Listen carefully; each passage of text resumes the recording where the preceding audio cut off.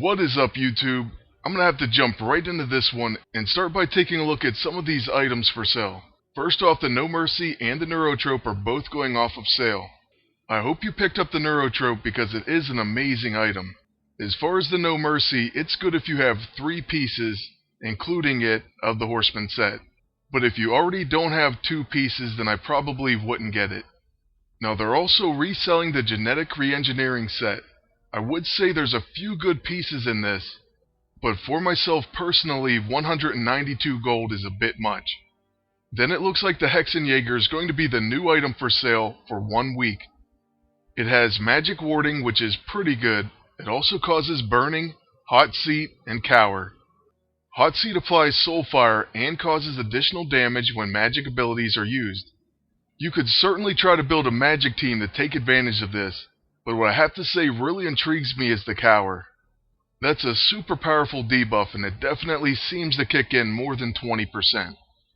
But I think it would be kind of risky to buy a weapon that's based on an ability that's only supposed to have a 20% proc rate. I'm most likely gonna pass on that one. Now moving on to the star of the video, we do have Fandral. He counts as an Asgardian, so he's immune to burning, chilled, poison, and radiation. He counts as both an infiltrator and a tactician. So the good news is he gains the advantages of both, but he also gains the disadvantages. And then he has Witty Retort, chance to preemptively apply distracted when an enemy attacks. This chance is increased when a warrior 3 is attacked. One of the first things I thought of is he going to count as an infiltrator or a tactician, or both in your hero bonuses? I have to say he shows up as an infiltrator on the team page, but I just checked my hero bonus, and he shows up as a tactician there. So that's kind of weird, and I think it's worth noting. As far as his abilities, his first one is called Have At Thee. It causes Pincushion, taking extra damage from counter and follow-up attacks. And then it has one of my favorite things, Pressure Points. So now you know you can use this guy with any Paragon Exploiter. Then his second ability is a buff, so just think of using him with Captain Marvel. With Rally, this would become a quick action, and he'd give all your allies Rising Up, meaning they would have a chance to gain Focused, Fortified, Agile, or Strengthened. And then on top of that, he gains On Guard. Preemptively counter any enemy attack. This attack applies D-Power, causing the action to no longer apply statuses. Now that's a pretty awesome ability, and just imagine it as a quick action. Not to mention him plus Captain Marvel would really shut down a Beast and Havoc team. The Captain Marvel costume takes out energy attacks, and he would depower the enemies. Then his Elixir of Recovery is also a buff, so it could become a quick action as well. And by the way, I haven't unlocked his EISO slot, and I'll show you why in just a moment. But that unfortunately means I don't know whether or not you can equip the Quick and Powered ISO 8. But anyways, back to the Elixir. It places Disengage on your entire team, taking reduced damage from counter and follow-up attacks. Then on himself it restores stamina and removes debuffs. It also applies that to any other Warriors 3. Now moving on to his last ability. It's called Flinning Circus. The quote on this one says, "I shall show you the Errol of your ways." This refers to Errol Flynn, and he was kind of a swashbuckler actor. This ability is quite good because it's stealthy, and it's going to place bleeding ×3 on all enemies at once. And on top of that, it also places Tenderized, so it's going to be quite good on a bleed team, and improve the overall damage of slashing attacks with swords or claws. By the looks of it, Fandral's a pretty versatile character, and he can have synergy with a number of other team-ups. Let's go ahead and recruit him for 90 command points. At least there was no covert tasks required. And right after the dialogue, we will take a look at him in combat. One of the very first characters I'm going to team him up with is Sif.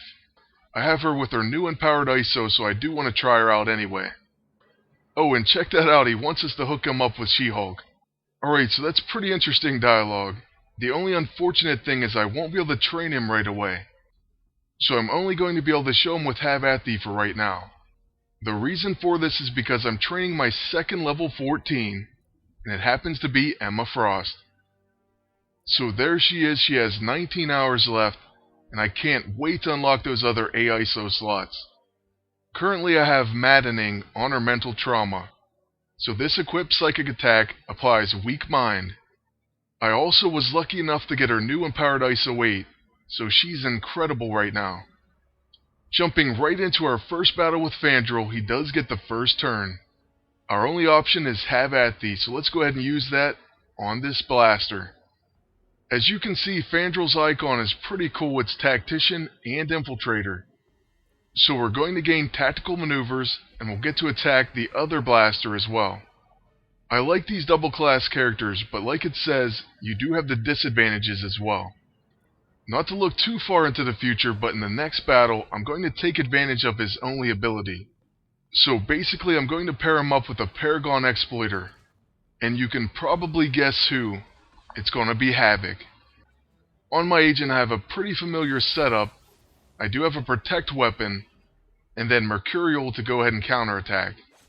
Often I'll get 2 to 3 counters, one with the Blade of the Guardian, the Mercurial, and then also my combat reflexes. This is generally how I like to run missions. I only have to semi-pay attention, and I can go ahead and do other things while farming or leveling. For any long-time viewer, you probably know I like to use the Triggerman too for an AoE counter. I just really wish there were more items that had an AoE counterattack. I guess they're kind of OP, so that's probably why they don't release more. Oh, and we did get our first successful Berserker attack, and also Sif's gonna finish off this Infiltrator with a Leaping Slash. Now moving on to the second wave, I believe it's 2 Tacticians. At this point I'm hoping we see Witty Retort, that way we can see exactly how it happens. Or I should say the animation of it happening. Right away our agent's going to be counterattacking a lot, and he'll probably finish off both of the enemies. But in between that, we do get to use Fandral's Have At Thee once again. It's a pretty cool attack. It actually does decent damage from only being a level 1. It's really early to tell, but I do think I like this character. And as soon as Emma's done training, I'll definitely be leveling him up. I'll even try to do a full review sometime next week. Now we're going to move on to our second and final battle with this character, and this time, like I said, we're using Havoc.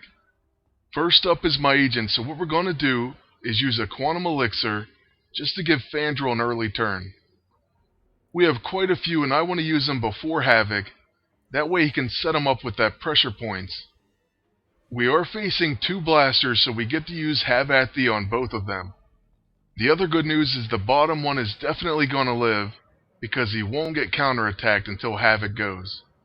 The top one I fear won't be that lucky. Oh, one thing I do want to talk about is the fact that I really wish we could use all the Warriors 3 together. I know I've said this before and so have others, but so far I don't see anything addressing this. Maybe they'll make your agent an honorary member, but it's really not the same. I suppose the only way we'll know is after Volstag's released. And remember, he is going to have covert tasks. Oh, and wow, we just got our first Witty Retort. So we did place Distracted on the opponent, and right away he misses. So that was pretty cool, and I'm glad we got to see it in the first video. The Servo Driller also looks like he's going to live, but just barely. Now it's time to show what Havoc can do once again, but the difference is this time it's a level 14 Havoc. He is my very first and only level 14. And let me just say that I love having augmented ISO on all of his abilities. Fandral's not going to be able to finish the Servo Driller, but my agent definitely will. I'll go ahead and use the trusty Warbringer Axe, and that's the way this one's going to end. I hope you enjoyed the unlocking of Fandral the Dashing. Once I'm able to train him, I'll definitely release many more videos of his gameplay. So make sure to subscribe and stay up to date on all future videos. Lastly, I want to thank you all for watching, and ask you to please like, comment, and please share the videos. Until next time, good luck, and take care.